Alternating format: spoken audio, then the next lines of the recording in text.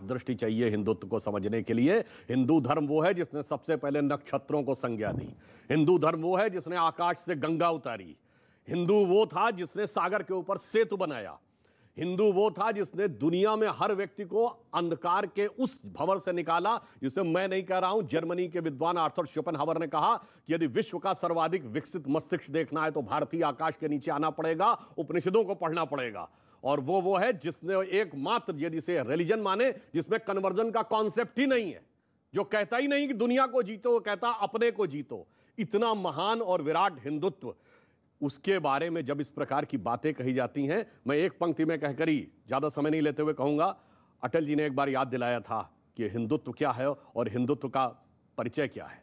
उन्होंने कहा था, मैं अखिल विश्व का गुरु महान, देता विद्या का अमर दान, मैंने दिखलाया मुक्ति मार्ग, मैंने सिखलाया ब्रह्म ज्ञान, मेरे वेदों का ज्ञान अमर, मेरे वेदों की ज्योति प्रखर, मानव के मन का अंधकार क्या कभी सामने सखा ठहर।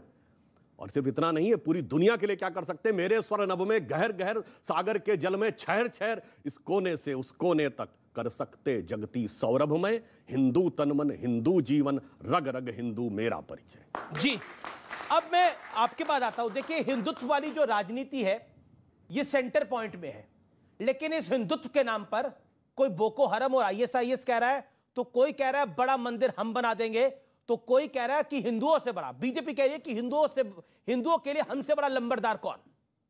देखिए, साफ तौर पर इसको समझा जा सब सकता अपनी है सुविधा के हिसाब से यूज कर रहे हैं। देखिए, राजनीतिक हिंदुत्व और सनातन हिंदू में बहुत फर्क है। राजनीतिक हिंदुत्व ये कहता है अपनी किताब में गोलवारकर जी की, हमारे लिए मुसलमान और ईसाई दुश्मन है।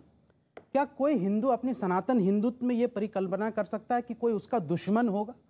कोई हिंदू अपनी हिंदुत्व में परिकल्पना कर सकता है कि उसके धर्म के नाम पे लेकर के किसी बेगुनाह की हत्या कर दी जाए, किसी के धार्मिक स्थलों को जला दिया जाए? कोई कल्पना नहीं कर सकता। मुझे लगता है मेरे जितने साथी हिंदू हैं जो अपने विचारों को मानते हैं, वो कभी नहीं चाहते कि उनके हिंदुत्व के नाम पर जो है एक ऐसा आतंक मचाया जाए जहाँ कहा जाए जी दिवाली है, तुम अपनी दुकानें बंद कर दो। आपने देखा, तो कोई नहीं चाहता। लेकिन आप मुझे ये कहिए, जो अभी नाम पे आतंक मचाया जाए, जो मोहतरमा कह रही थी, इस देश में मुसलमानों की जो आबादी है और हिंदू की जो आबादी है वो 80 और 20% के करीब 14% मुसलमान हैं और 80% जो है हिंदू आबादी है।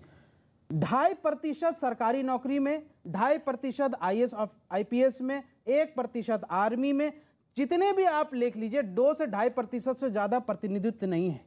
आप बताइए ना कि इस देश में पिछले 70 सालों से अगर हिंदुत्व की अपेक्षा हुई है या उपेक्षा हुई है, तो फिर कैसे यहां से अभी तक मुसलमान सिर्फ 2.5% इन चीजों का लाभ ले रहा है? तो ये सब देखिए, सवाल क्या है कि जो व्हाट्सएप यूनिवर्सिटी ने जो सिलेबस चलाया, उस सिलेबस ने दिमाग में ये जहर डाल दिया कि 2014 से पहले हिंदुओं को नहीं पूछा जाता। ठीक है, मतलब एक सवाल है मेरा, आप ही से सवाल है। आपने बोला ये व्हाट्सएप यूनिवर्सिटी ने चलाया, ये प्रियंका गांधी वाड्रा भी उसी व्हाट्सएप यूनिवर्सिटी के झांसे में आ रही है, ओवैसी साहब भी उसी झांसे में आ रहे हैं, एक सेकंड, अखिलेश यादव भी उसी झांसे में आ रहे हैं, सब उस व्हाट्सएप यूनिवर्सिटी के झांसे में आ रहे हैं।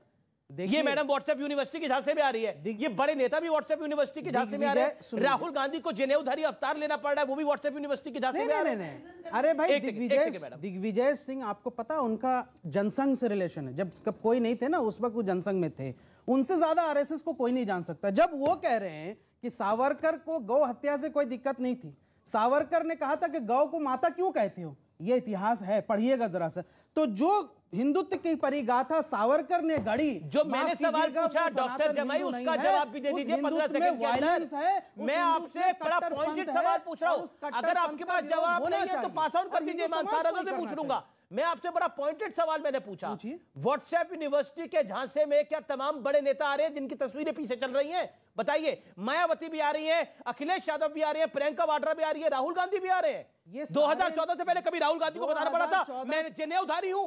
बताना पड़ा। 2014 से पहले भी ये सब अपनी कब बताया राहुल गांधी ने? मुझे तारीख बताइए, समय बताइए, बाइट बताइए, कब बोला राहुल गांधी ने मैं जनेऊधारी ब्राह्मण हूं? 2014 के बाद से जब भाजपा ने ये कहा, अब तो गोत्र भी बता दिया, दिखाना पड़ेगा कि हम हिंदुत्व हैं, तो शायद फिर इनको यानी हम मान रहे हैं कि सुधांशु त्रिवेदी ने मजबूर कर दिया इनको बताने के लिए। नहीं, मजबूर नहीं किया। बोला कि नहीं बोला? आपने अभी बोला। आपने देश के हिंदुओं को गद्दार कहा। अभी आपने बोला। आपने देश के आपने बोला कि हिंदुओं ये को जब बताना पड़ेगा। सर्टिफिकेट अभी बांटना आपने शुरू क्या कर बोला? दिया। रिपीट करिए। चर्चा को मैं आगे बढ़ाता हूं। आप रिपीट करिए। आप बिल्कुल रिपीट करिए। रिपीट अभी करता आपने हूं। क्या बोला? अभी आपने बोला कि देखिए बीजेपी वालों को दिखाने के लिए बताना पड़ेगा। यही बोला ना आपको? यही बोला आपने? मैंने कहा कि जब भारतीय जनता पार्टी ने देश के हिंदुओं को नकली हिंदू कहा, जब देश के हिंदुओं को सर्टिफिकेट बांटना शुरू कर दिया, करना पड़ा ना? तो जरूरी हो गया था। इन्होंने करवा दिया। नहीं, इन्होंने क्या कर, इन्होंने तो यहां से जो करवाया है वो अच्छा ही करवाया है।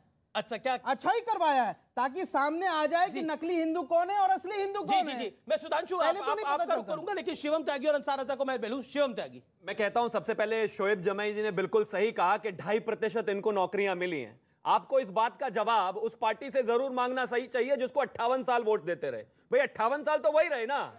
और कमाल की बात यह है, उन 58 सालों में माइनॉरिटी अपीजमेंट सबसे ज्यादा इन्हीं का हुआ। इन्हीं के प्रधानमंत्री कहते थे that minorities specifically Muslims have the first right on the resources of this country. One, सुन लीजिए, पहले वो कांग्रेस से थे ना, पार्टी उनकी कांग्रेस थी ना, तब तो बड़े फूल कर आप उनको वोट देते थे। कभी पूछते ना उनसे सवाल शिक्षा पर? उनसे पूछते महिलाओं के लिए आपने क्या किया, लेकिन नहीं पूछा ना। आज जब एक राम की सरकार आ रही है तो उसकी शरण में आ जाइए, करिए एजुकेशन की बात, करिए डेवलपमेंट की बात। ठीक है, अपीजमेंट अगर करेंगे, मैं बिल्कुल आज अगर महिलाओं को, अगर बच्चियों को आज एजुकेशन में सब्सिडी मिल रही है तो इस सरकार से मिल रही है। क्यों पहले नहीं मिलती थी? क्या बात करते हैं? बताइए कितनी आपने तो मिलती थी? बजट घटा ही दिया। 3 करोड़ छात्राओं को इस सरकार ने दी है। अच्छा एक सेकंड, अरे भाई, प्रतिशत बढ़ाने बढ़ा बताइए, उसको लेंगे। लेकिन अंसार रजा, हिंदुत्व पे सब अपनी सुविधा की सियासत कर रहे हैं। यानी अगर अखिलेश जी को लगता है कि राम मंदिर बनाने से उनको वोट मिलेगा तो वो करना चाहते हैं। प्रियंका गांधी को लगता है कि मंत्र उच्चारण से उनको वोट मिलेगा तो वो भी करना चाहती है। लेकिन दूसरी तरफ सलमान खुर्शीद भी कर देते हैं, बोको हरम और आईएसआईएस के साथ हिंदुत्व को कंपेयर कर देते हैं। बताइए, तो हिंदुत्व के नाम पर ये सब कुछ हो रहा है। अमीश जी, अभी बातों बातों में आप एक बहुत बड़ी बात कही, या तो वो निकल गई आपके मुंह से या आपने जानबूझ करके बोला। अभी तक जब से देश आज़ाद हुआ है, ये 2014 की बात कर रहा हूँ मैं, चूँकि आपकी जिनको अभी भारत सरकार ने, हमारे माननीय सुधांशु त्रिवेदी जी ने पद्मश्री का पुरस्कार दिया है, उन्होंने ये कहा है कि देश 2014 के बाद आज़ाद हुआ है। इस पर डिबेट होनी चाहिए थी कि इससे पहले क्या पूरा देश झुंझुना बजा रहा था, क्या आज़ाद नहीं हुआ था, क्या उन शहीदों का जो अपमान हुआ उस पर डिबेट होनी चाहिए थी। उस पर कोई बात करने के लिए तैयार नहीं है। बात हो रही सलमान खुर्शीद पे। आपसे बात मुँह से निकल गया, बड़ा हिंदू कौन? अभी तक हमने नहीं समझा था कि हिंदुस्तान में कोई बड़ा हिंदू हो, छोटा हिंदू होता है। हिंदू हिंदू होता है, चाहे वो छोटा हो या बड़ा हो। आपने इतनी बड़ी गाली हिंदुओं को दे दी कि बड़ा हिंदू कौन, छोटा हिंदू कौन? ये क्या है ये परिभाषा? हिंदुत्व का लंबरदार कौन? मैं क्योंकि तो बात नंबरदार की नहीं हो रही, बात ये हो रही कि बड़ा हिंदू कौन, छोटा हिंदू कौन। मैं सिर्फ आपसे समझना चाहता हूं, चूंकि आप एंकर हैं, देश के बहुत बड़े एंकर हैं, आपने जो ये बात कही है, मुझे सिर्फ इतना साबित कर दीजिए, ये साहब खड़े हैं और वो साहब खड़े हैं, इन दो में बड़ा हिंदू